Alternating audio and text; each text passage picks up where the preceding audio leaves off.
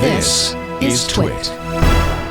Jared may be back in the game. This is a bit of a shocker. Jared Isaacman, who at one point was Trump's nominee for NASA administrator, and then rather famously had that yanked from him. And Jared, on his part, fell with great grace and was very, what's the word I'm looking for? Graceful in his departure from that potential slot. Is apparently now classy, back on the list. Yeah. How does that work? This has never happened before. I saw the first report of this. I think it was from Bloomberg on like Friday night. So like after we recorded our last episode, I was like, a dinner was like, in the can. There's a little blurb from Bloomberg News that says Jared Isaacman meeting with Trump, meeting with Sean Duffy in talks for NASA administrator. And it was just like, what?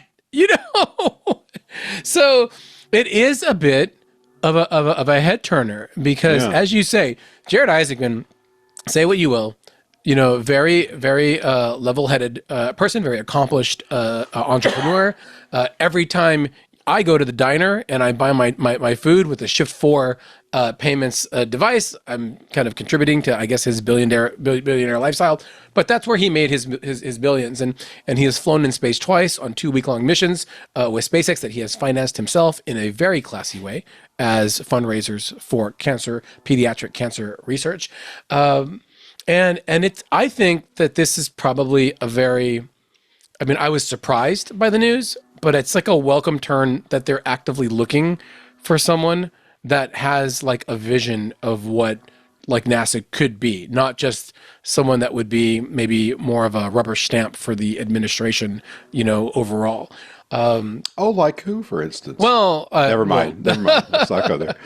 So it was very interesting to see. And what I had seen is I'd seen follow-up reports with Space Policy Online, Marcia Smith there, very, very talented reporter, who did get confirmation from NASA that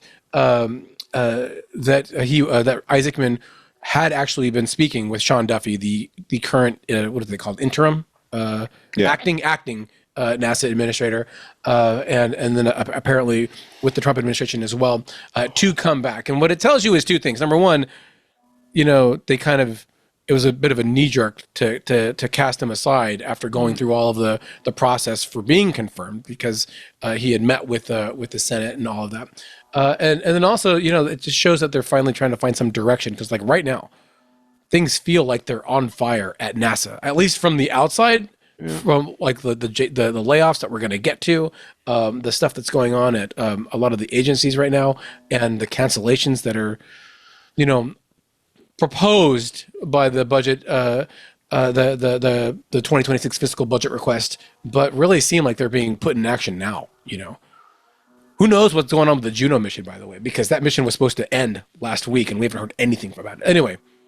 But wow. This is encouraging news that they're actually trying to find a leader before the turn of the year, So. I guess the only potential downside I see, and I note potential because there's no indication of this at all, but, would Jared be more partial to continuing to push for Starship as a human landing system for the moon, which isn't turning out like anybody had hoped? It may not have been that great an idea in the first place, as opposed to really putting the gas on at, say, Blue Origin to get. I do not think that Jared, if selected and confirmed as NASA administrator, would say, you know what, I love SpaceX and SpaceX is the best, so we're only going to do SpaceX. I think he would take a look from what he had said in his Senate hearing about taking that. I don't want to say agnostic, but taking that like all that level-headed look at like where are we at right now?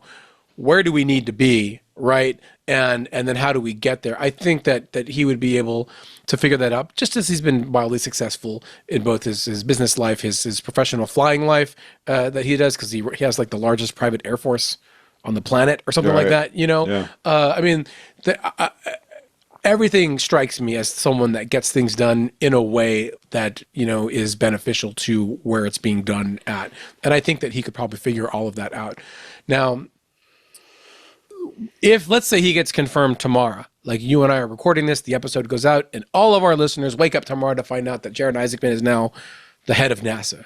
It's a very different NASA that he'd be getting handed than, in the summer of 2025, in May, when he was first meeting with the Senate, right? Where they've lost a massive amount of people. Like there are facilities and missions that are on the cusp of being shut down. What you can do with that, I think, is the question right now. And like having someone in charge to say, no, you can't keep firing these people, will at least staunch whatever hemorrhaging is going on there right now, because it's hard from the outside to understand what's going on. If you like what you just saw, be sure to check out This Week in Space. You can catch us on your favorite podcast app or subscribe to our YouTube channel using the links below. Thanks.